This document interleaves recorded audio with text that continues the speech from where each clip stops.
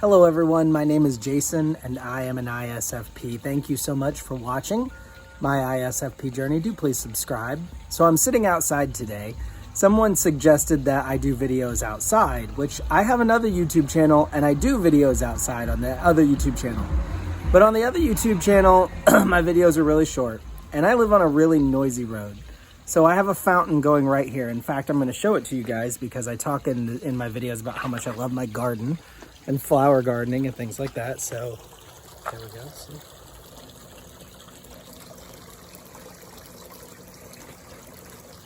Anyway, so I have my little fountain going, and we live right on a major street. There's a major street just right over there, and it it gets a lot of cars going back up and down it, and the fire department and the police department are right around the corner, so we get their vehicles racing around, and there's a train track not far away. Anyway, a lot of noise. So I don't tend to do videos out here, but I'm going to give it a shot for this channel. So somebody asked me as a comment to one of my videos, they said, as an ISFP, what is it about MBTI or personality type that draws you to it and causes you to believe in it? Because a lot of people with ISFPs and INFPs, maybe especially a lot of people with high FI, they value their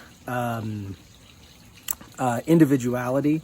And so MBTI or personality type theory could be looked at as sort of putting people in a box, trying to define people. And that may strip them or rob them of their individuality. So I want to talk a few minutes about that. So here are my thoughts on it. First of all, let me say that as an IP, I go through life largely seeing other people as somewhat non-movable and somewhat aggressive. And I see other people as kind of a threat in a way. I don't mean necessarily a physical threat, but just a threat against my peace, a threat against my ability to live just a pleasant life, because sometimes people are pushy and rude and mean, and they rob the joy and pleasantness out of everyday life. So I think that a big part of what caused me to be interested in personality type theory in the first place was that as I was going through life, having conflicts with people, naturally, I hated that. I didn't want to have conflict with people. It's not so much that I wanted, unity with other people. It's not so much that I wanted to connect with other people. It's more that I just wanted to be in peace. I wanted to be sort of left alone. I wanted to be allowed to be who I am and not be, pushed around. And so it's somewhere in my life, it occurred to me that a huge part of the reason that people have conflict with one another is because they don't understand one another. And at first, I believe that was primarily a communication issue. And so I worked really hard in my teens and 20s trying to master the ability to communicate well. And I think that I did develop a very good, I'm sorry, I'm being attacked by mosquitoes. I believe that I did develop very good communication skills, and I worked really hard at it. It wasn't necessarily something that I was just born with. But then, that didn't fix it. And so one thing that really drew me to personality type theory was the idea that by understanding people better, I can have better relationships with them. And I realized pretty quickly that, people don't think the same way. Two people can have two very similar experiences. Maybe they come from very similar backgrounds. It could be two siblings raised by the same parents, and yet they come away thinking and behaving so differently. And that was fascinating to me. And so in my attempt to both figure that out, like, why is that? Why doesn't everyone think like I do, right? I mean, it seems so logical to me to think the way that I think and to act the way that I act and to do the things that I do. But people don't do that. And so there was a part of me that was like, why do people not do that? And why is it that merely being good at communication doesn't solve all the problems? And, right off I was like, well, okay, I may be good at communication, but that doesn't mean other people are, so maybe that's part of the problem. Anyway, long story short, all of these types of things came together to get me thinking about the fact that we're different. And the more that I could understand the differences in other people and why they don't think like me, and why trying to communicate with them well doesn't solve all the problems. So that right there led me to an interest in personality type theory. Something else that really led me to an interest in personality type theory, I think, is that I, as a user of introverted intuition, have a natural desire to sort of drill down on a philosophy. So introverted intuition is not real big on gathering in a million philosophies. So I feel like I did gathering of philosophies to an extent when I was young, and then I really wanted to narrow down on one philosophy. And I did narrow down on a philosophy, a belief system, a worldview.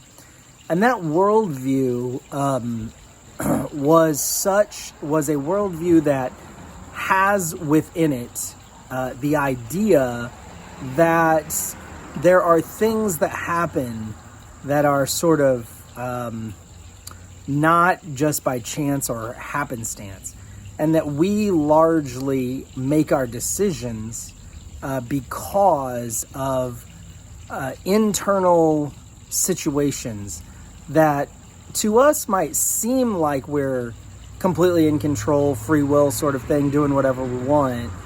But actually there's a lot going on inside of us that in a way is sort of pre-programmed.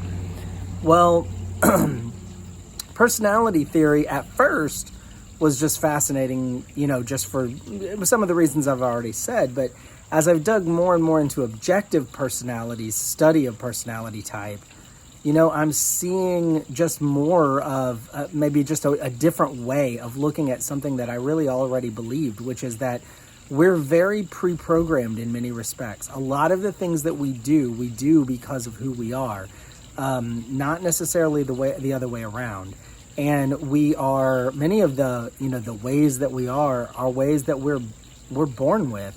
And so it wasn't a completely new idea to me that we would be a certain way, and that way would be just sort of a natural way, not necessarily a way that we've decided to be. So like when you say someone with high FI might value individuality, well, do you think they chose that? Or do you think that that's who they are by nature? That would be an example of kind of what I'm talking about. High FI may value individuality, and yet the fact that the person has high FI and the fact that high FI values individuality is not because the person decided that. I didn't decide to have high FI, nor did I decide that because I have high FI, I will value individuality. I was born with high FI, and therefore my desire for individuality was sort of pre-programmed in me. And so what I'm finding with personality type theory, and all the more so, I already found it with MBTI, but MBTI is too general, too many broad generalizations.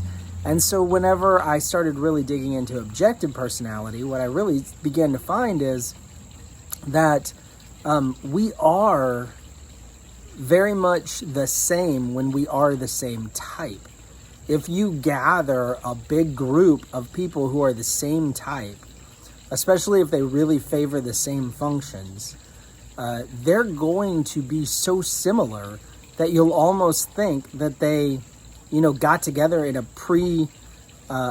pre-gathering meeting and discussed, how they were going to present themselves because they're practically the same. And that's just fact. Like, I'm just seeing that as reality. So while I may value individuality, I'm not going to value individuality at the expense of, the obvious physical truth that is right in front of me. And so, I may value having a car that runs really well, but my car is kind of a piece of junk. And that's just the reality. I can tell everybody I've got this awesome car, but I don't. And so I kind of see it that way with personality type. I could say, oh, everybody should be themselves and be totally different from one another. And that's fine, I can say that. But yet, whenever I really look at people, I see that people are so similar. And those similarities are often clustered around or grouped around their cognitive functions and their personality type. And so it's a combination of my desire to have good relationships, my desire to understand other people, my desire to try to figure out why some people are the way they are when I'm completely different, and how strange that was to me at a time. It stems partially from my already established beliefs that we are to some extent sort of pre-programmed. I'm not saying that we can't change that. Like, I'm not saying that in any given moment you don't make decisions. But I will say that if you're just going through life, just cruising along on your favorite cognitive functions, you think you're making decisions, but in reality, all you're doing is just sort of feeding the addiction of your favorite cognitive functions, and you're really not making your own decisions. In a sense, the wiring of your cognitive functions are making your decisions for you. Now, if you realize that and you decide to step outside of that, then you can change. Then you can begin to really make your own decisions, because you're no longer a slave to your favorite cognitive functions. Anyway, those are just a few of the reasons why I've found personality type to be so interesting despite my desire for individuality. I do hope that you found this interesting. Please do leave me a comment and let me know what you think of everything that I've said, whether or not you agree, disagree, whatever. Please do click the little like button and please subscribe. I would appreciate that. Thank you so much for watching and have an awesome day. Bye now.